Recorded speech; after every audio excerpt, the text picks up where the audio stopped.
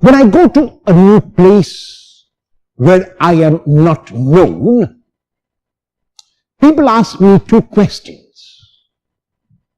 And the first question is, after they know that I am a priest, Father, what is your name?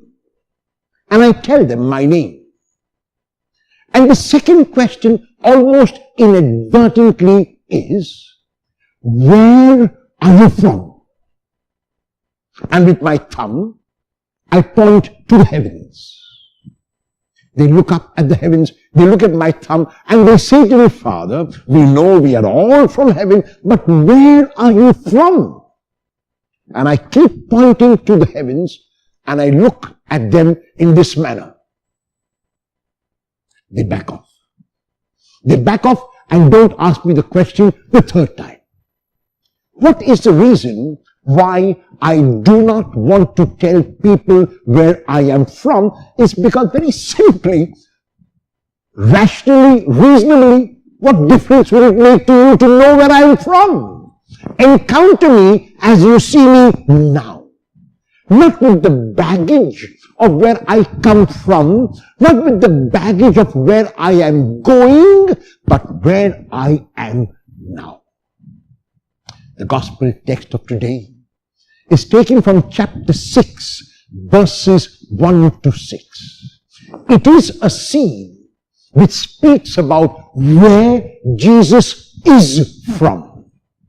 In the Gospel of Mark, up to the end of chapter 5, Jesus has been revealed as a man who in chapter 1 exorcises a demon, who cures a leper, who heals a paralytic let down from the roof, who eats and drinks with tax collectors and sinners and calls Levi, who heals a man with a withered arm, who is a man who tells beautiful parables about the seed in chapter 4, who is a man who calms the storm in chapter 4, who is a man who heals the Gerasene demoniac, who heals in chapter 5 the woman with the flow of blood, and who raises Jairus' daughter from the dead.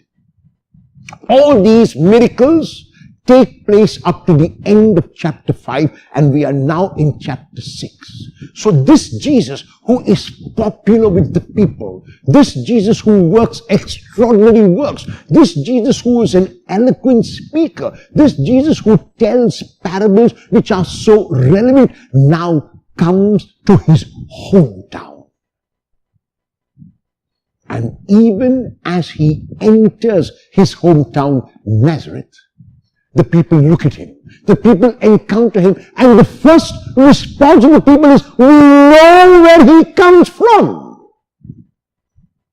Now that would not be so bad, because it was true that they knew where his parents were, they knew where he lived, they knew where his house was, so it would not be so bad. We know his mother, we know his relatives, we know his home, we know his background, which is fair enough.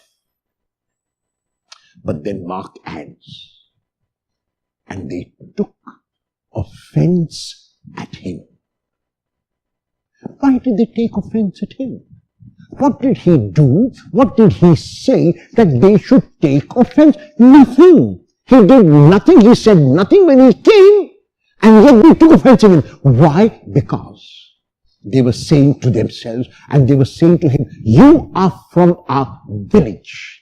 Our village is Nazareth. It is a small village. No great people are born in our village. No one can be great in this village. So you must be like all of us are. How can you be so extraordinary?